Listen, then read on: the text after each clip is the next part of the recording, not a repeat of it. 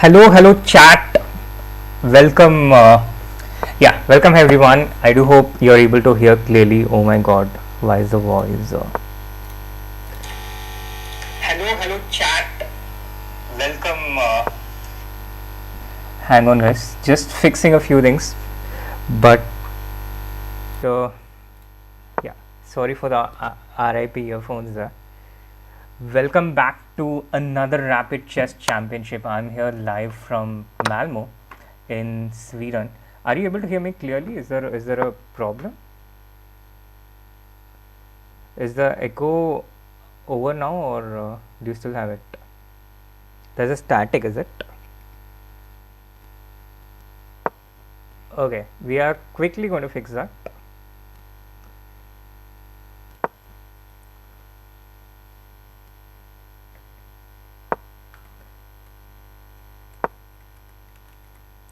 Cool, that's fixed. It's all fixed. It's all fixed. Awesome. So welcome back to another Rapid Chess Championship. Quickly zooming out to the games right now. We are watching Grischuk against Tabatabai, which is one of the quarterfinals going on, and it's at the 3+2 portion. Meanwhile, the next event, the big match coming up, VD against Hikaru, is starting right after this. This game has ended in a draw, guys. It's going to be the 1+1 portion, and until we figure this out, until we fix this, there is a we'll fix this before the VD Hikaru match begins. So this is like a beta test before the VD match starts.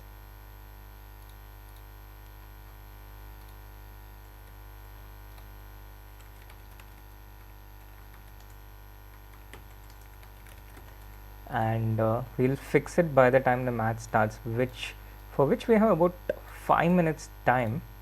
So guys, follow the action, cheer for your favorite while we quickly do a bit of an emergency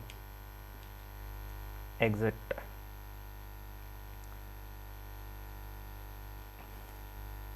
Yeah, it should be fixed pretty soon.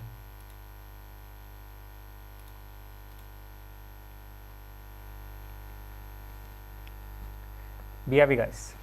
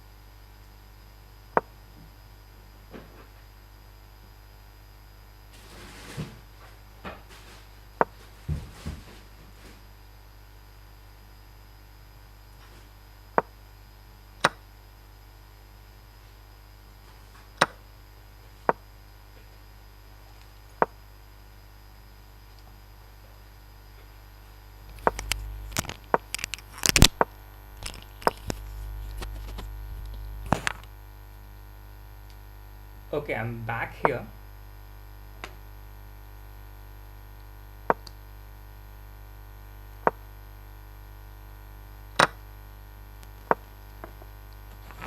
The static is going to be, I guess, it's still not yet fixed.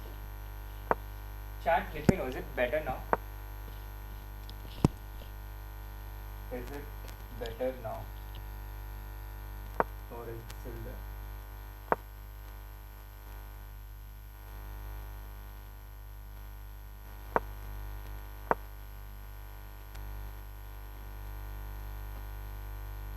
Is the static still there? Oh yeah, right. This is what the presidential suite looks like.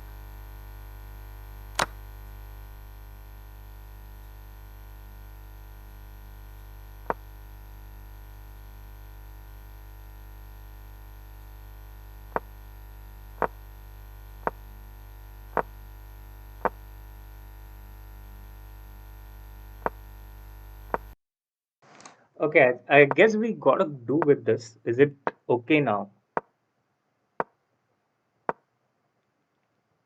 We kind of have to do with this for today, I guess. Is it better now?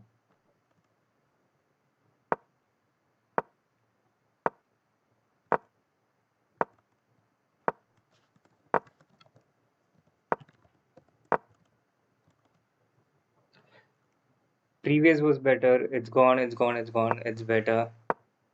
Awesome. Cool, cool, cool. So apologies for the hiccup there, but apologies for the hiccups there. But we are here live finally.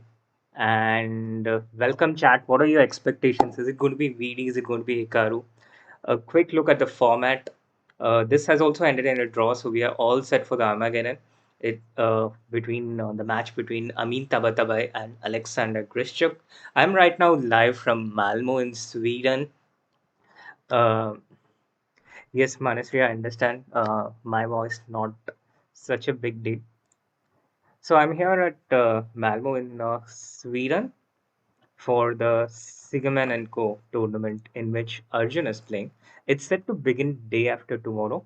In other big news, there is going to be the team selection, I guess, announced sometime tomorrow. So I'm as excited for that as anyone else is. It's going to be VD versus Hikaru, guys, in the Rapid Championship quarterfinals. And VIDIT Gujarati is here for the third time, an astounding third time in a row. He's qualified for three times in a row to the knockout. Just to give you some perspective, a lot of Indians played. SL Narayanan played. Arjun played yesterday, but it has only been VD so far who has managed to qualify, and he has qualified like three times in a row. How amazing is that? And this is the format of the Rapid Championship. It's an eight-player single elimination. It's only one game, not two games, as you see often in the knockout championships. And the first game is 10 plus 2, Rapid 10 plus 1.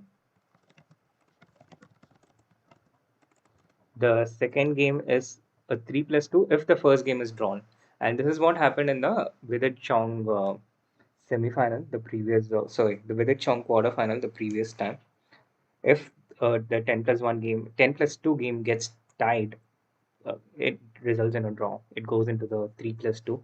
And if that gets drawn as well, then we go into the 1 plus 1 bullet portion. And Grishchuk seems to have a fondness for the tie breaks.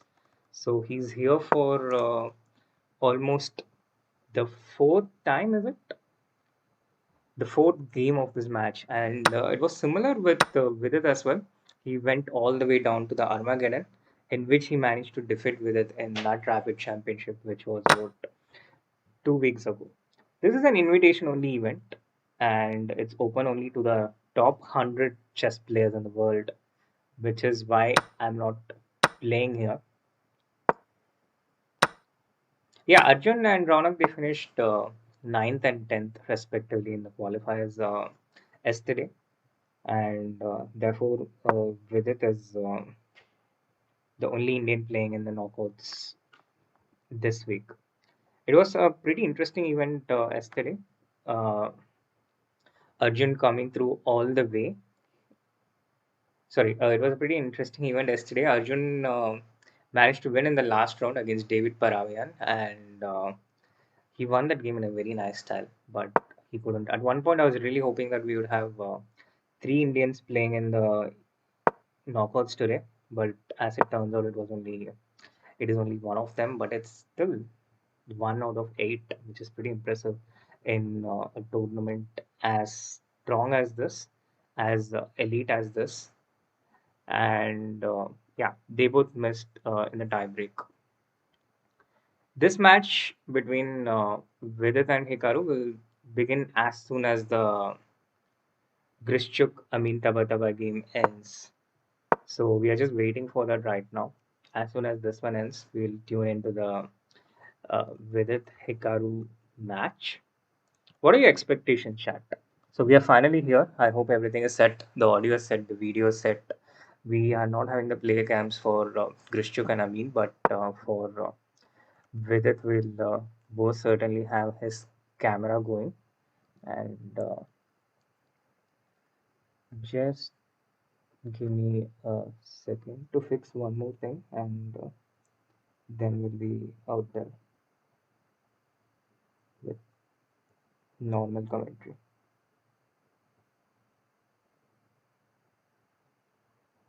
I can't find the mute button on my phone. And since I have only like one screen here, I can't find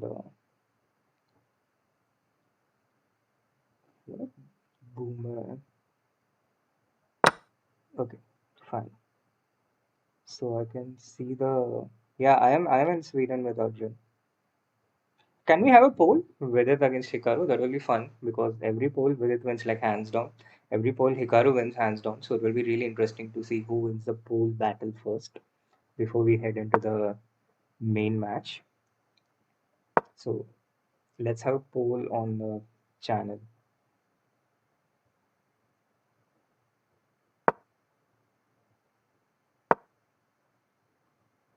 And then after the Vidit game starts, I think we'll have this audio thing one more time before we fix things once and for all. Hikaru versus Vidit. Hikaru wins 8 out of 10 times at least. But what if today happens to be that 2 times? What if those 2 times happens to be today? That could happen, right? Because VD will win the poll and the match. Let's hope that. Let's hope that. If that happens, it would be great. Guys, I wouldn't really rule Vidit out. First of all, I don't think a lot of people expected him to play so well in the Rapid Championship itself, but he did do that, and here we are. So who knows? I mean, seriously, anything can happen. Literally anything can happen, which is why we are having the match out here. And Vidit has done fabulously well so far in this tournament. It's been very impressive, qualifying 3 out of 3 times. The only Indian to do so far in the Rapid Championships. Once again, it's an elite event, and again, why am I not playing? Because it's an elite rapid event. It's only eligible for the top 100 in the world, the best players in the world. And in this field, the top 8 gets into the knockout. And Vidit has gotten that 3 out of 3 times. He's done a hat trick. He's been fabulous.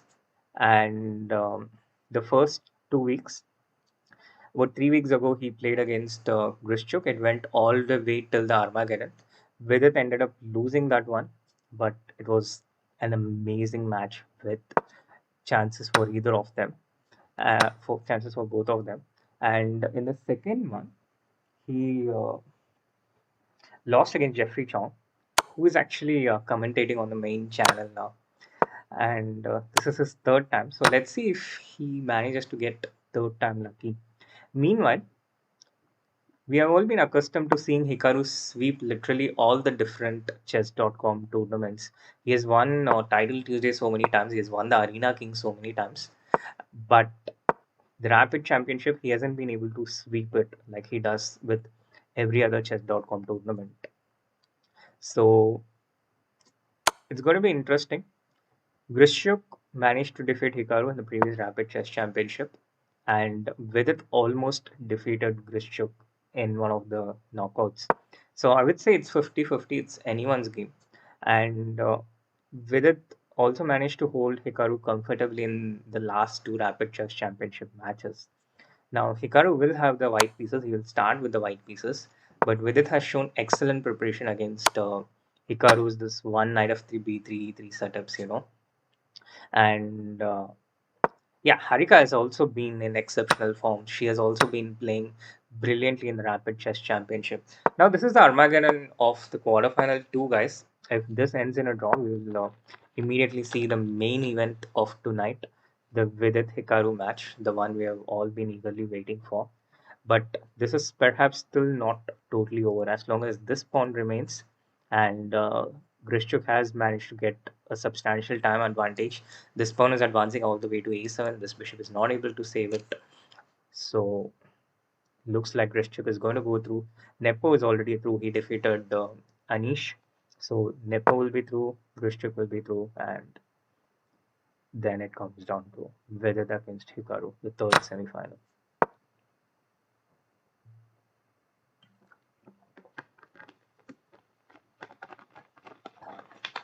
The third quarterfinal. Yeah, it was amazing that Nihal managed to defeat Shakriya. Guys, meanwhile, until the game starts, do hit that like button, subscribe to the channel if you haven't. Let's go, let's go. Let's start with the match with all the support to Vidit.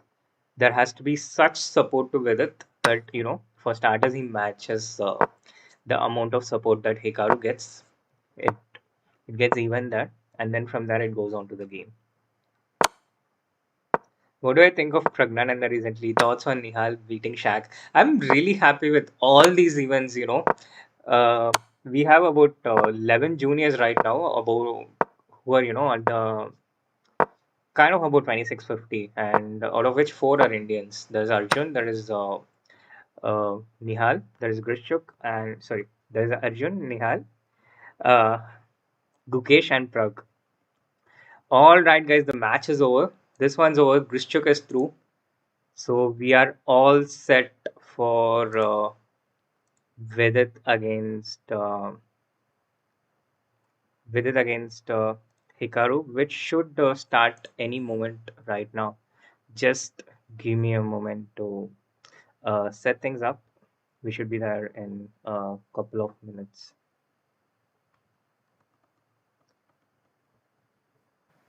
So we are all set for oh, sorry about that.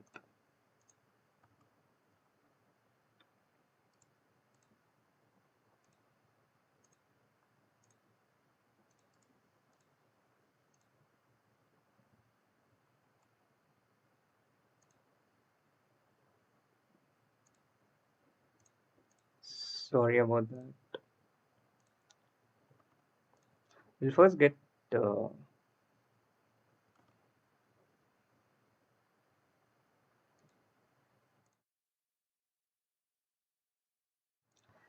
be right back in a moment, guys. We'll first get the board out there and then the match.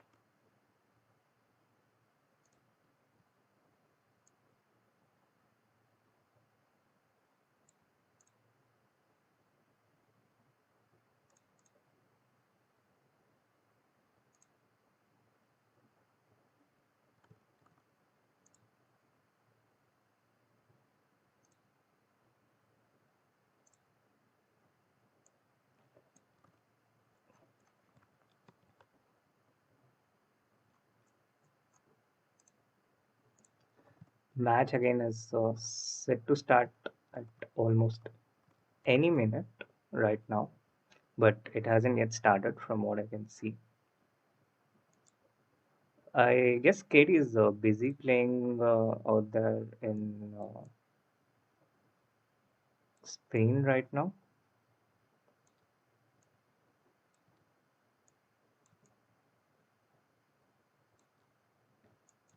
Just give me a moment, guys.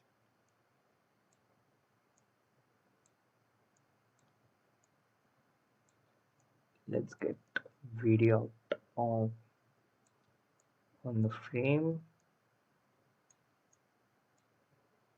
and there we go.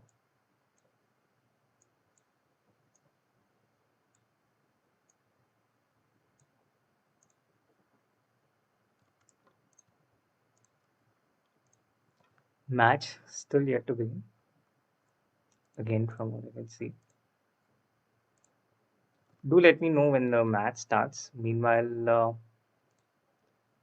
we do have VD's face at least. Yeah, Katie is playing right now in Formentra. We all miss Katie. Now you can see me. Now you can see VD, and we should be able to have Hikaru too pretty soon on the screen. Hikaru is AFK right now.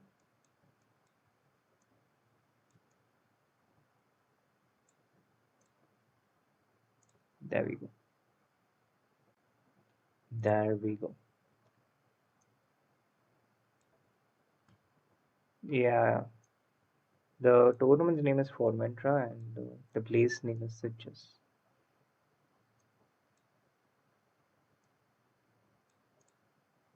Cool. All set, guys. All set. All set. All set. Hikaru's back, and the match still hasn't started yet. But we are set to go almost any minute right now. Just waiting for the match to start.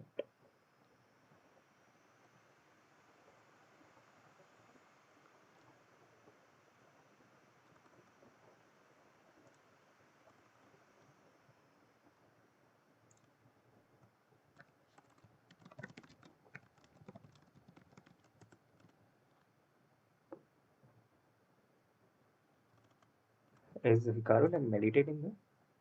Did he meditate for a few seconds?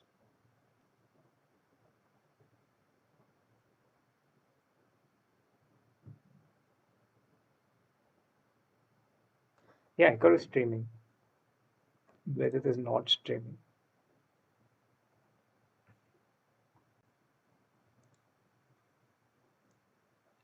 All the commentary requests are to be noted by Rakesh, the supreme leader of chess.com India.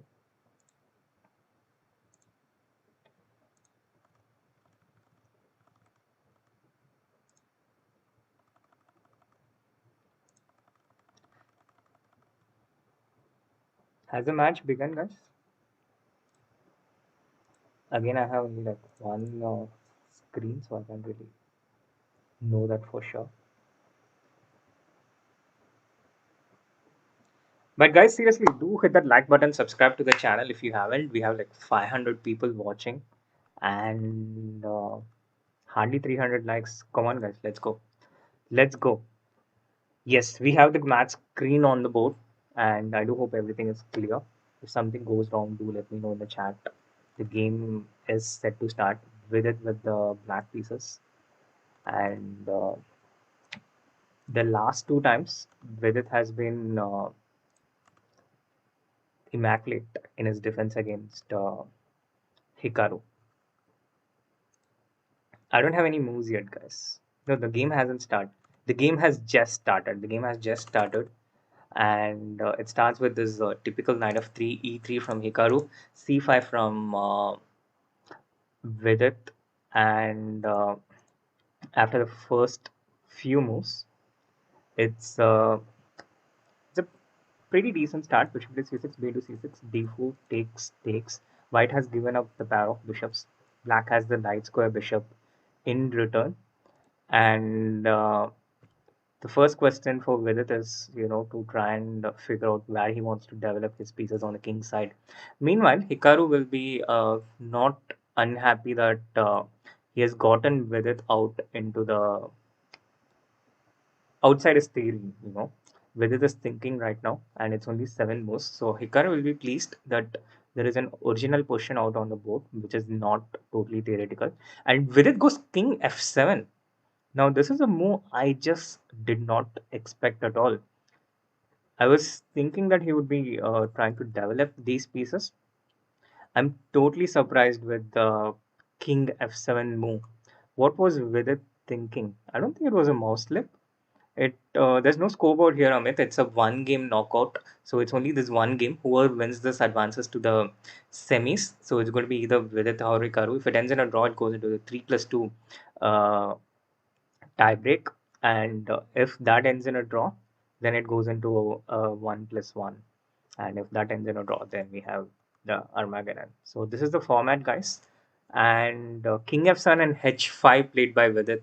This feels a bit scary to me, guys, because Vidit likes these solid positions where he has things under control. I really don't know what this move King F7 was, but it looks like he wants to go H4, G5, take the through the kitchen sink at Hikaru. So he should probably just follow this up with H4. And if white gets H3, then black goes G5 and G4. That would that would be the natural follow-up to H5. On the other hand, his idea could be to just develop this knight to H6. So he was looking for a way to get his pieces out. Maybe he wants to get G6, bishop H6, or knight H6 out. But it just doesn't feel like with it this H5 G5. It feels a bit odd. VD, not quite VD's comfort zone here. This types of positions. But on the other hand, objectively, black is not really doing bad. He wants to go h4 over the next move. And if white plays h3, then black has g4, the follow up. Hikaru, for now, he doesn't bother with it. He just keeps on adding pressure onto black center.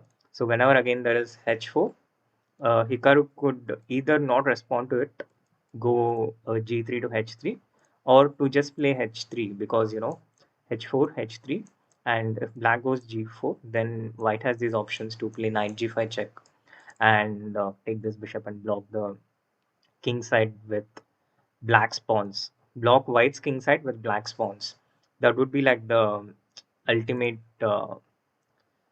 best thing for white in a position like this where black is seeking to open white's king side and trying to get towards black trying to get towards white's king. But with it just goes e6 for the moment, and with this he closes down this bishop. I honestly I'm a bit perplexed by with its gameplay in this game so far. It's totally unlike with it. He has closed down this bishop. He has these pawns on h5 and g5, which are kind of weaknesses. But what I understand from this move e6, Vidit is not really going towards h4, g4. He's not going towards a quick attack against white's king. What he's doing is he's just made these moves to gain space. The king is safe on f7 for the moment. He will get this bishop out to d6, this knight out to f5, and he's just going to develop his pieces. He's not going to go for any action on the king side for the moment. Meanwhile, the question for white, how is white going to get his pieces towards black's king? How is he going to open up towards black's king? How is he going to get, for example, any of his heavy pieces? The rook has no way to get to the f line. Yes, he started with rook e1. With it, let's say he continues with bishop d6. I really like the way with it has uh, situated his pieces here. The bishop goes to d6, the knight goes to f5. It's not quite clear what white is doing and where he's coming.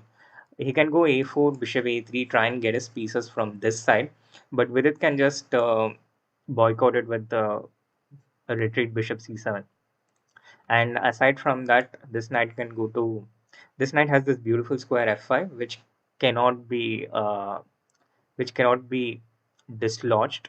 And I just don't see a great plan for white here.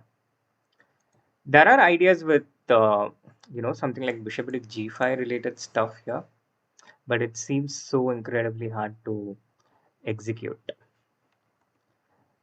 Yeah, Hikaru's cameras is going to be it's not going to be constant for the stream, guys. Apologies for that, but this is the best you can get with a makeshift streaming setup out here in hotel room with a laptop that's not quite for streaming.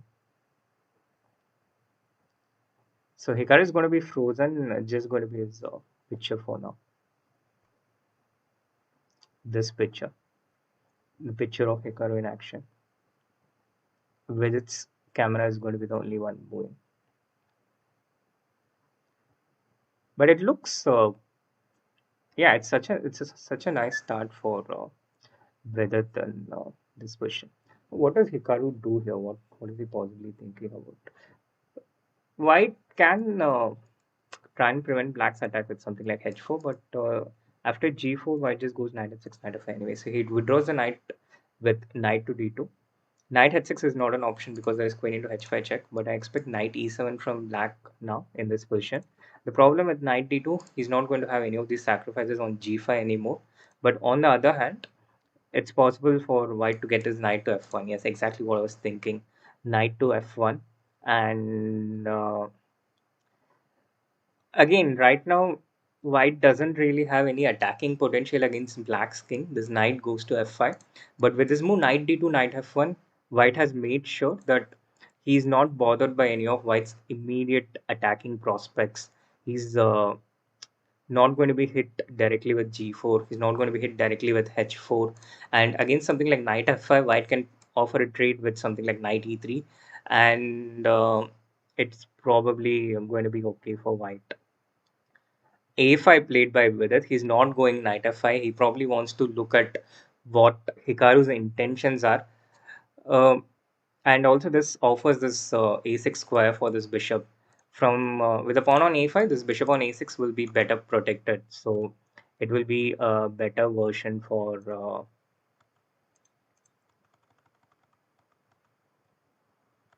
yeah, it will be a better version for black. A5, knight a4, knight j6. One thing I've noticed is Vidit has really worked on his speed. He's playing a lot faster in recent times. C5 played, bishop c7, knight b6, sacrificing a pawn in return for the dark square bishop. If Vidit accepts this pawn, bishop into b6, c into b6, queen into b6, then white just goes probably bishop to a3 and gets compensation on the dark squares. Not ideal by Hikaru. It's already an admission that something has probably gone wrong here. Vidit responds with the rook to b8. It's a bit of an admission that something has gone wrong for uh, white, and Vidit is clearly not interested in giving away this bishop, which is strategically has immense potential on this diagonal attacking potential. Also curious that Vidit went with the knight to g6, clearly intending to avoid any possible trade by the white knight. Bishop d2, attacking this a5 pawn for the moment, trying to create this counterplay. But all of these things won't matter at all if Vidit manages to crash through on the king's side. How amazing would that be? Vidit takes the pawn this time. He decides that okay, he's not going for the broke here, but instead going for a more of a long-term advantage. I'm not sure if practically this was the best choice, to be honest. This opens up the c file for the white major pieces, and the a5 pawn is a bit of a weakness. So rook c1, queen c2. Now it's easier for Hikaru to get some counterplay going. He goes for rook c1. This a5 pawn will also be a weakness, and it's not so much direct play for with it. So although the evaluation bar hasn't really changed, it stays constant at this minus 0.9 or on this region. I think this bishop into b6 was was practically not ideal play by Vidit. It's a one game match, guys. The format it's 10 plus 2, one game. If this ends in a draw, it goes towards a bliss tiebreak. And if that ends in a draw, then it goes towards a bullet tiebreak. So this is Vidit's third attempt at the knockouts. He lost against Grishchuk in the Armageddon a couple of weeks ago and ended up losing against Jeffrey Chong a week ago. But here he is, hopefully third time lucky. Do hit that like button, subscribe to the channel if you haven't, guys, so more people can come in and support VD. Rook into c6 taken. The rook is into the game now. Rook c7 potentially. So for the first time in this game, Hikaru has some serious counterplay. Hikaru's pieces are having access towards Black's king for the first time in this game. It looked all down and out for Hikaru, but at this point, c5, bishop c7, knight b6, a very nice resource found by Hikaru. And in this live position which we have right now, it feels like Hikaru has managed to create some practical chances. Again, it doesn't look too alarming from Black's perspective in terms of the evaluation bar objectively, but these kind of little concessions, it can snowball into something much bigger pretty soon. So this is the risk. Rook c7 played by Hikaru. Rook into e7 not quite a threat at the moment, but white will probably take bishop into e5. It is white to play. And on the other hand, something like knight g3, knight e3, rook into e7, knight f5 check, all these different threats in the air for the white pieces. It's uh it's still better for black, I think. Rook b7. Rook c7, just neutralizing the white's rook on the seventh rank, trading one of white's most active pieces. And white will not, of course, take rook into b7, bishop into b7. He will look to replace another piece on the seventh rank. So he goes queen c2, rook into c7, queen into c7. This is the intention. Meanwhile, bishop into a5 threat still lingers in the air. Again, the play for black is not as easy as it was. He should probably get back with the queen, defend the a5 pawn, and the c7 entry point. So queen to b6, rook into b7, and bishop into b7. I think this is what Hikaru should, sorry, Vidit should aim for.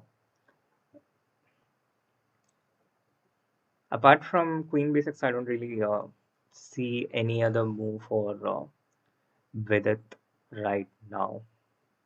Yes, queen b6. Yeah, I thought queen b6 was played in the game, but not yet. Not yet, not yet, not yet. Yeah, queen b6 on the board right now.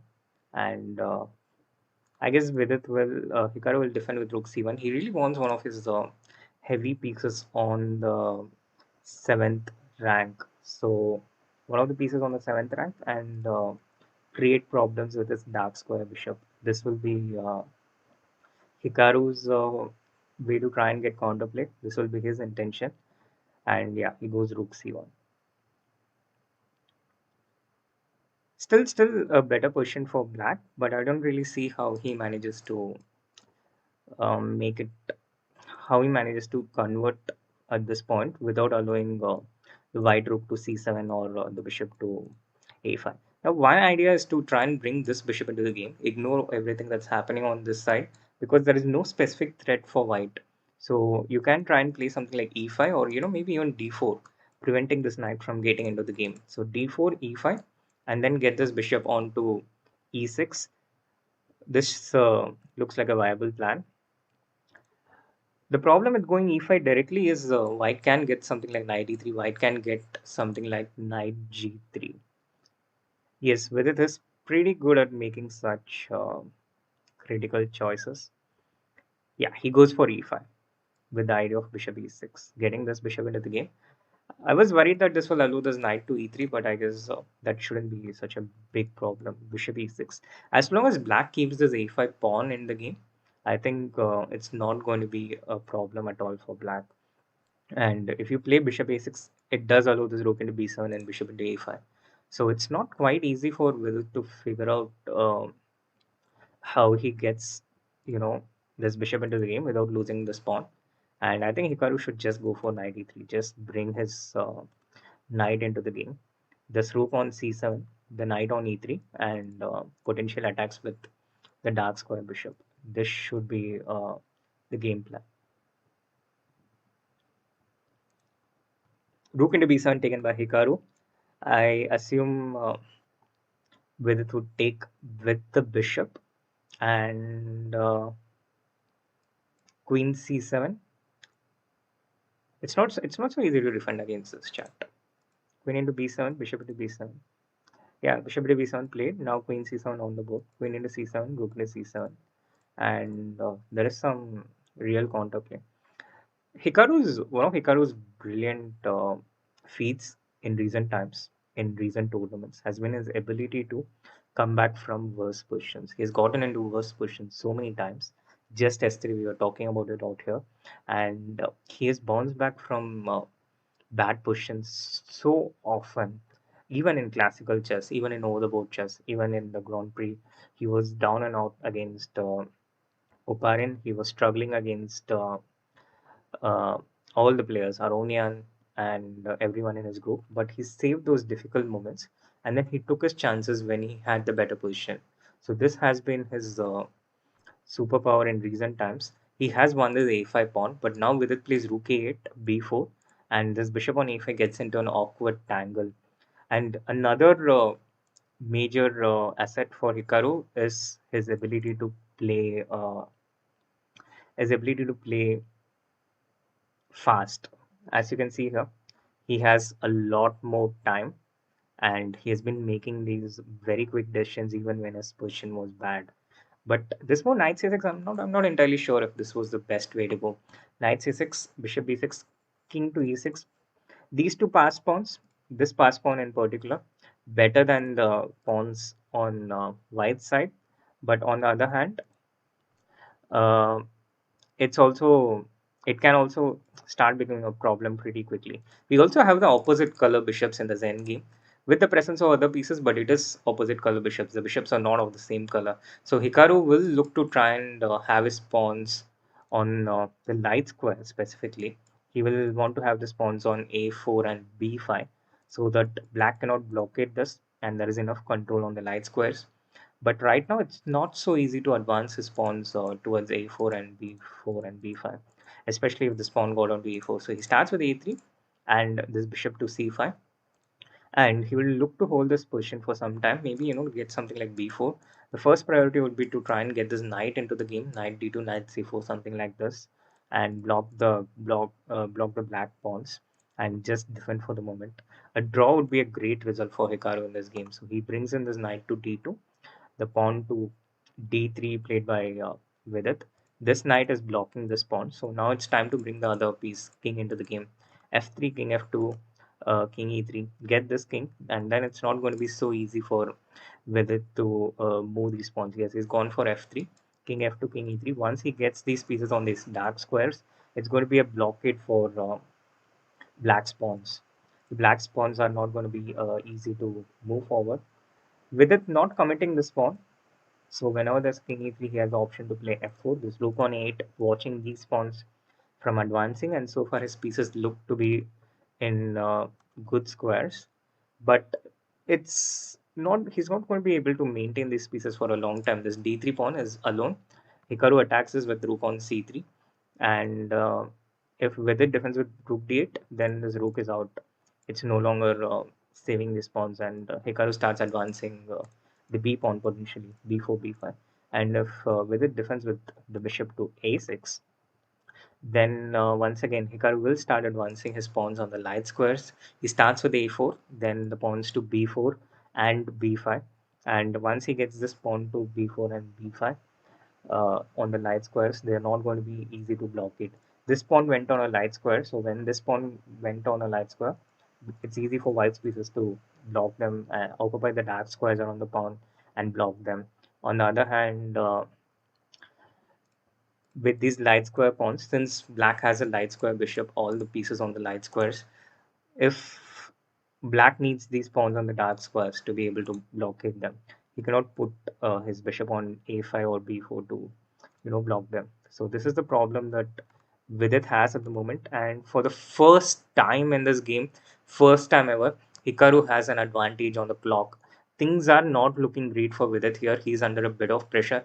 Chat, do hit that like button, subscribe to the channel if you haven't, so we have more support for Vidit coming in at this critical juncture.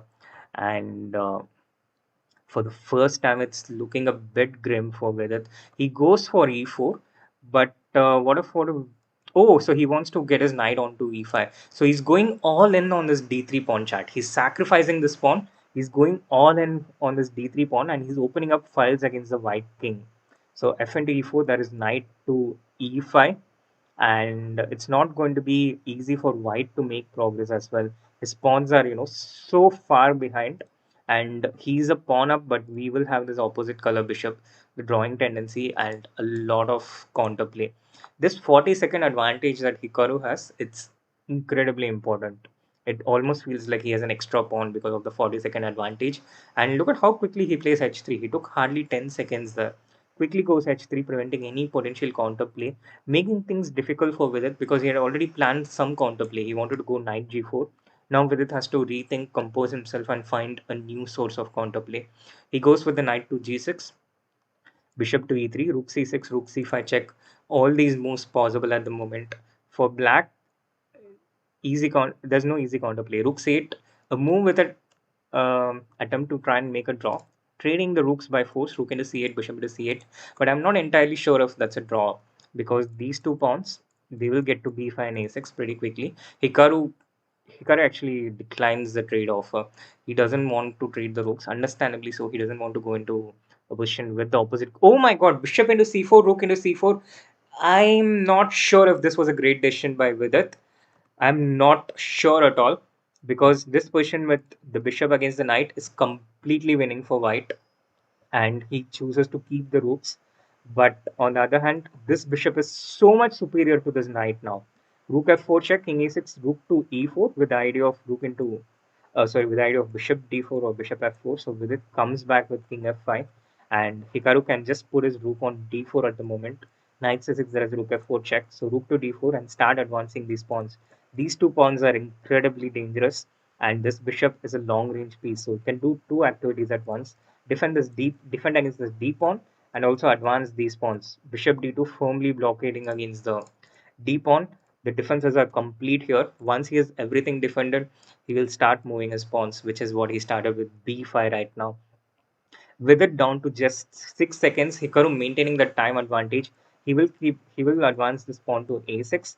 This rook can come to b4 whenever required. All this rook has to do is to save the c4 pawn, sorry, the c4 point. So he will maintain this rook b4, and maybe he can even go a6 here because rook into b5, a7. This pawn cannot be stopped, and he goes for it. He goes for a6. Chat. This is lost for Vidit. This is just lost for Vidit, and he has resigned. So that was an incredible turnaround by Hikaru. What a game by Hikaru. Seriously, it was an amazing performance. He started out by creating counterplay at around this point with knight b6. It was first of all amazing conception by Vedant, getting the king to f7, pawn to h5 and g5, creating these chances. I think it was a wonderful creative play, and then he brought his pieces out with knight to e7, this knight to g6, and he got onto the driver's seat. Hikaru was struggling; he was lower on time, and this knight b6 was the first point when Hikaru started creating counter chances. With it, took this pawn, and already by this point, it was not entirely clear. Hikaru's pieces had come out and he had achieved some counterplay. It was still better for black around this point: queen b6, rook to c1, pawn to e5, and he got his another piece on to the seventh rank and he took the a5 pawn. I think around this point, things started going wrong for Vidit here. I really thought rook a8 was the better move compared to what he played in the game. Knight to c6. He had to, get these pawns onto the dark squares to blockade them on the light squares, and he had to retain this bishop out on e5. He started out with knight c6, and Hikaru then put his pawn on a3. He first blockaded this. I'm not really sure if d3 was a great move here. I'm not sure if it's the best move because it really made things easy for Hikaru practically with f3, king f2, rook c3, and then he started getting all the pawns on the light squares. Vidit started coming under pressure here. He was lower on time. I think it was a great game by Vidit, but Hikaru was just better. He showed why he's one of the best in the world, if not the best of the best in this format. Amazing game by Hikaru, guys. Unfortunate for Vidit, but he will be back again next week. And I hope so will I be. But it's going to, the Sigma and Co is starting in a couple of days, and I'm here with Arjun. So the first round starts on 3rd May. So that's something for you guys to look forward to. And there is also the team selection announcement tomorrow. So do watch out for that. And do hit the like button, chat, subscribe to the channel if you haven't. That's all for tonight. And thank you so much for sticking through. And see you all soon. Thank you so much. Bye bye.